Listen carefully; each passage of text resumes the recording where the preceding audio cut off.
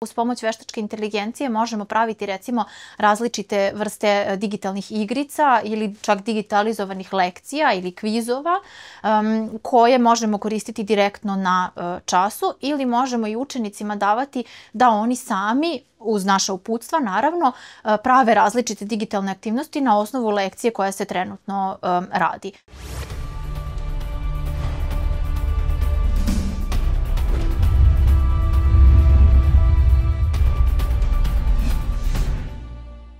Veštačka inteligencija dobar sluga, zao gospodar. Kako veštačka inteligencija može biti iskorišćena u obrazovanju i koliko smo spremni i obučeni da AI prihvatimo kao saradnika? Pričat ću sa Danijelom Vranješ, asistentkinjom na katedri za germanistiku Filološkog fakulteta u Beogradu, koja je posvećena primjeni veštačke inteligencije u nastavi obrazovanja prethodnih godina. Danijela, dobar dan i dobrodošli u improvizovani studio Južnih vesti. Dobar dan, hvala, bolje vas našla. Na osnovu vašeg dosadašnjeg iskustva, koje su to najveće prednosti koje veštačka inteligencija može doneti u učionicu, a koje su možda najveće opasnosti, imali li možda etičke dileme sa kojima se susreće? Naravno svakako da postoje i etičke dileme, pa da počnem negde prvo od prednosti koje postoje kako za studente, odnosno učenike sa jedne strane, tako i za nastavnike. Veštačka inteligencija može biti odličan alat koji nam pomaže u samom učenju. Ako smo učenik ili student, može nam pomoći da pronađemo informacije koje, opet vratit ćemo se i na mane, kasnije ne moraju uvijek biti 100% pouzdane, ali nam mogu pomoći da recimo ne zapitkujemo nastavnika za svaku informaciju koja nam je potrebna ili svaku nedoumicu koju možda imamo van nastave. Također nam mogu pomoći da napravimo neke baze podataka, odnosno dokumenata iz kojih učimo, bili to udžbenici ili neki drugi radovi ili PDF dokumenti i da na taj način, da kažem, kroz chat, kroz konverzaciju komuniciramo sa tim dokumentima i iz njih pronalazimo informacije koje su nam potrebne za taj predmet koji trenutno učimo. Sa druge strane, kao nastavnici, također možemo iskoristiti veštačku inteligenciju da nam pomogne sa jedne strane u pripremi nastave koja za nastavnike ponekad može biti veoma obiman posao. Može biti pomoćnik u izmišljanju različitih aktivnosti koje možemo uraditi na času, a pre svega i negde najveću prednost vidim u tome da se može pružiti uz pomoć veštačke inteligencije neki više individualizovan i više personalizovan pristup u učionici, tako da sada, pored udžbeničkih materijala koji i dalje treba da predstavljaju osnovu, jer su i najpouzdaniji, možemo praviti i materijale u skladu sa interesovanjima naših učenika i skrajati lekcije tako da odgovaraju temama koje zapravo naše učenike danas zanimaju. Naravno da tu postoje i određene opasnosti, a kao prvu opasnost vidim zapravo preterano oslanjanje upravo na veštačku inteligenciju i možda nedovoljnu svest o tome da sve informacije koje ona pruži ne moraju nužno biti proverene i pouzdane. To je posebno slučaj kod mlađih generacija koje nekako često prihvataju stvari zdravo za gotovo, već da te izvore uvek moramo ipak i samostalno proveriti. Kako može veštačka inteligencija, to nije samo ChatGPT, jasno je, kako može pomoći u nastavi, konkretno u učionici? Mi imamo škole koje nisu opremljene dovoljno, pričamo na primjer o osnovnom i srednjem obrazovanju. Na fakultetima je, doduše, verujem, u odnosu na to koje su nauke u pitanju drugačije. Tako je. Što se tiče toga, dobra stvar je što za veštačku inteligenciju nije potrebna neka posebna aparatura. Dovoljno je da, što verujem da većina učionica ima, kompjuter u učionici i pristup internetu, a nekad čak ne mora da postoji ni to, jer svi mi na telefonima našim imamo pristup internetu, tako da ukoliko nastavnik unapred pripremi materijale, unapred pripremi možda neke digitalne aktivnosti za učenike i telefoni se mogu na smislen način iskoristiti. Tako da uz pomoć veštačke inteligencije možemo praviti recimo različite vrste digitalnih igrica ili čak digitalizovanih lekcija ili kvizova koje možemo koristiti direktno na času ili možemo i učenicima davati da oni sami uz naša uputstva, naravno, prave različite digitalne aktivnosti na osnovu lekcije koja se trenutno radi. Za to je, kao što sam rekla, dovoljan telefon i pristup internetu i naravno jasne smernice nastavnika, tako da ponekad nije ni potrebno da se ima neka posebna oprema za to. Da li postoji možda otpor među starijom generacijom? Opet mi smo područje koje je, mislim, nedovoljno medijski i tehnološki pismeno. Svakako da postoji i to čak i ne samo među starijim generacijama, već mislim među čitavom populacijom. U početku je to bio strah da će nas veštačka inteligencija zameniti u potpunosti, što negde vremenom videli da ipak nije slučaj, već da ona samo na neki način transformiše procese u koje smo, dakle, u bilo kojoj oblasti poslovno i do sada izvršavali na jedan način, sada na neki način moramo da ih izmenimo. I u tom smislu mislim da postoji izvestan otpor od te promene, jer ako se prisjetimo čak i kada su došli pametni telefoni, postojao je veliki otpor prema njima, jer smo se upravo plašili toga da će zameniti naše kognitivne funkcije, da će zameniti naše razmišljanje.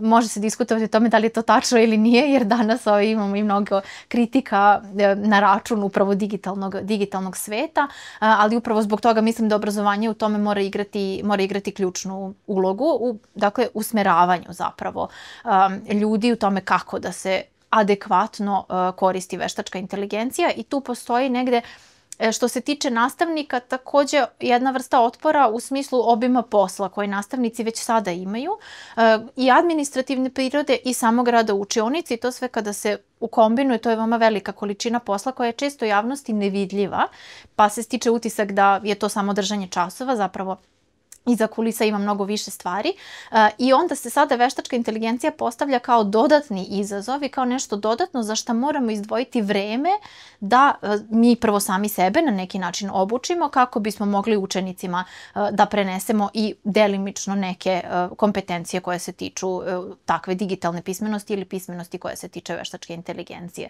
Tako da otpor postoji, ali mislim da je sve manji vremenom kako ta tehnologija zalazi u sve veće sfere našeg života, što, opet kažem, može biti pozitivno, ali i ne mora. Dakle, ne dajem nikakav sud o tome, ali mislim da se taj otpor polako sada već smanjuje.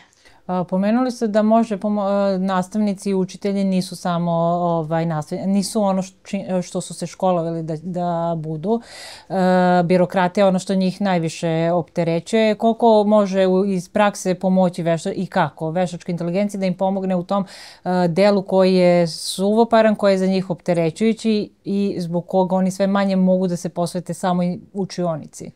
Tako je. Tu veštačka inteligencija zaista može mnogo da pomogne, odnosno da skrati vreme izrade tih dokumenata. To su pre svega recimo godišnji, mesečni, nedeljni planovi, planovi časova. Sada imamo i individualizovani obrazovni plan, odnosno plan koji prati decu sa određenim ili poteškoćama u učenju ili napredniju decu, za koje je potrebno onda osmisliti nekakav prilagođeni plan. I to je ono u čemu veštačka inteligencija zaista izvanredna, a to je da mi kao kontrolni mehanizam, kao nastavnik koji posjeduje i metodička i pedagoška znanja, može da usmeri veštačku inteligenciju, da joj da uputstva zapravo kako da popuni taj formular, odnosno recimo neki plan koji mi već imamo, da njega samo prilagodi prosto za neki drugi tip učenika ili za neku drugu grupu učenika recimo, i da dakle skrati naše vreme u izradi, umjesto da izrađujemo 10 različitih planova, to može učiniti veštačka inteligencija, a mi nakon toga zapravo moramo svakako proveriti to, ali mnogo manje vremena odlazi na našu proveru tih planova, ili recimo ukoliko imamo već neke planove od prethodnih godina koje bismo želeli da doradimo, možemo uz pomoć svog znanja dati uputstva veštačkoj inteligenciji na koji način da napravi strukturu tih planova koju ćemo mi kasnije naravno ponovo pregledati i doraditi ukoliko je potrebno u skladu sa našim potrebama i zahtevima. Vi radite kao asistentkinja na Filološkom fakultetu za germanistiku u Beogradu. Da li, kad ste počeli da se bavite i veštačkom inteligencijom, da li ste odmah počeli da primenjujete na svom poslu i kako su studenti tada reagovali?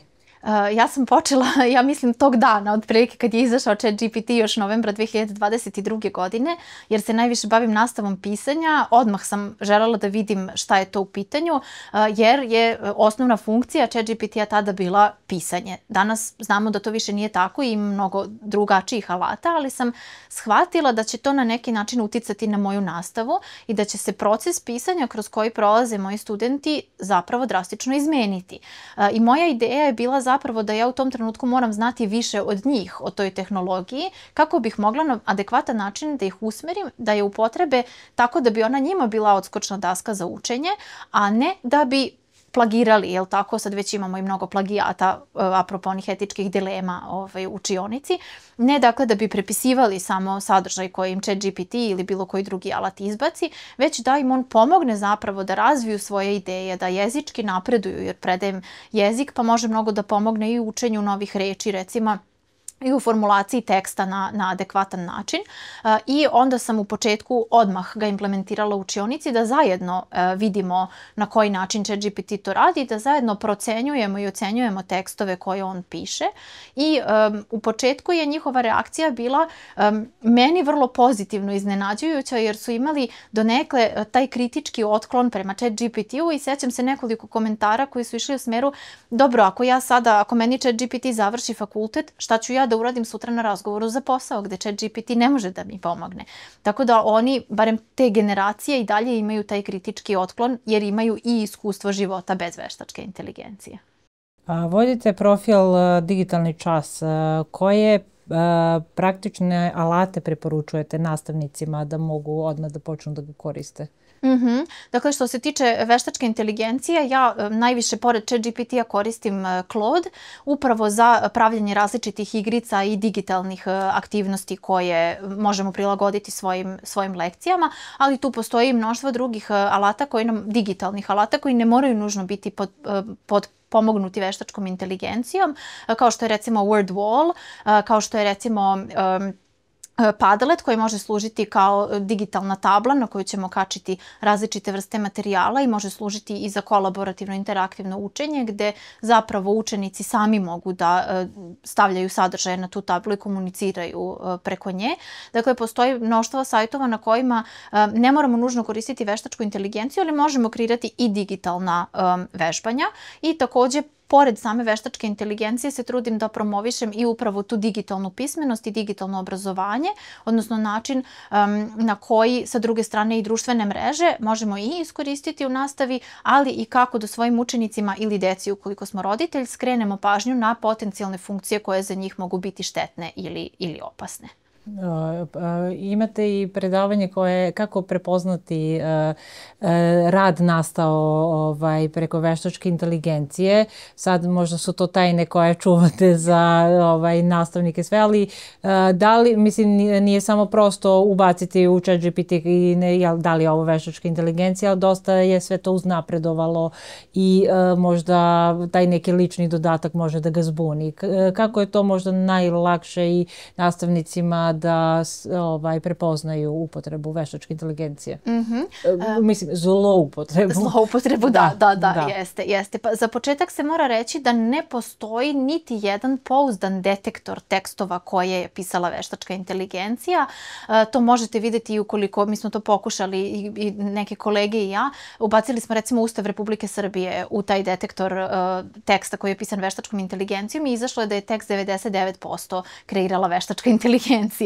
Tako da oni uopšte nisu pouzdani, ali kao nastavnik koji zapravo najbolje poznaje mogućnosti svojih učenika, koji često poznaje i njihov stil pisanja i na kraju krajeva samom upotrebom ChatGPT-a, ukoliko mi pokušamo da kreiramo nekoliko različitih tekstova na temu koju mu zadamo, možemo otkriti da tu uvek postoji neki specifičan stil koji se naravno može izbeći pisanjem vrlo dobrih uputstava za veštačku inteligenciju, ali to naši učenici često ne znaju do tog nivoa da urade. Tako da je za nastavnika vrlo često prilično jednostavno da prepozna kakve tekstove je pisao njegov učenik, a kakve tekstove je pisao ChatGPT. Dakle, negde volim da kažem da je ChatGPT onaj komšija ili tetka ili strina koji su ranije pisali tekstove i tada smo prepoznavali da to ne odgovara mogućnostima učenika. Tako možemo da prepoznamo to i sada. Da, vraćamo se na taj ljudski faktor i korišćenje veštačke inteligencije koja treba i morala bi da se koristi samo kao alat. Ne kao, kako vidite budućnost obrazovanja u Srbiji za 5 do 10 godina i kako projekat kao vaš kurs e-zdravo doprinosi toj viziji mogućoj? Dakle, u strategiji zapravo razvoja veštačke inteligencije u periodu 2025. do 2030. u Republici Srbiji postoji i deo koji se bavi upravo implementacijom različitih programa koji se tiču veštačke inteligencije u obrazovanje. Za sada je to pretežno visoko obrazovanje, naravno na fakultetima koji imaju odgovarajuće smerove koji se bave veštačkom inteligencijom, ali već sada i postoji mnoštvo akreditovanih seminara za nastavnike koji se bave upravo implementacijom veštačke inteligencije i digitalnih alata u nastavu, tako da postoje negde i napori sa strane države da se, odnosno prepoznali smo to kao jednu važnu stvar koju je potrebno odmah u obrazovanju od starta zapravo inkorporirati u ceo proces. Tako da se nadam da će se ovi napori nastaviti, da će možda da protiču još sistematičnije. Sve je to i dalje relativno nepoznat teren, da tako kažem, i s obzirom na to da se ta tehnologija vrlo brzo menja, potrebno je često revidirati čitav proces integracije u obrazovanje, ali mislim da postoji svakako prostor za dodatnu sistemsku integraciju, što mislim da negde leži delimično i na nastavnicima koji dakle moraju proći izvesne programe usavršavanja, te se na taj način trudim da doprinesem i ja svojim delovanjem i moje kolege koje konkretno drže kurs AI zdravo, da eto na neki način omogućimo nastavnicima da se na različite načine ponudimo zapravo različite izvore putem kojih mogu da se informišu i nauče zapravo usavrše svoje kompetencije koje se tiču veštačke inteligencije. I za kraj, ovdje ste u Nišu ste na konferenciji Digitalk. Koliko ovo može da pomogne u razvoju ove cele ideje i vašeg rada u obrazovanju? Mislim da su ovakve konferencije, a posebno ova, veoma važne zato što okupljaju s jedne strane i entuzijaste koji se bave tehnologijom i inovacijama na različite načine, ali sa druge strane i ljude koji su na neki način i donosioci odluka u različitim sferama života.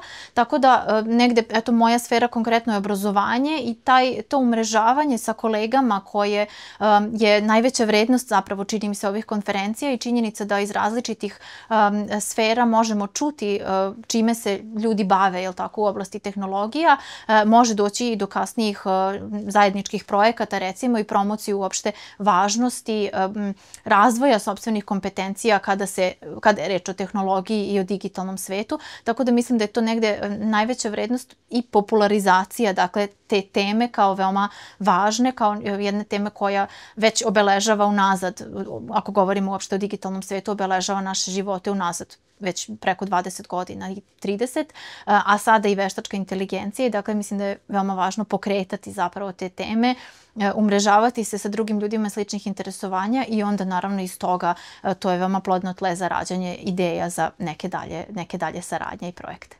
Hvala vam mnogo na gostovanju u emisiji Južnih vesti. Hvala na pozivu.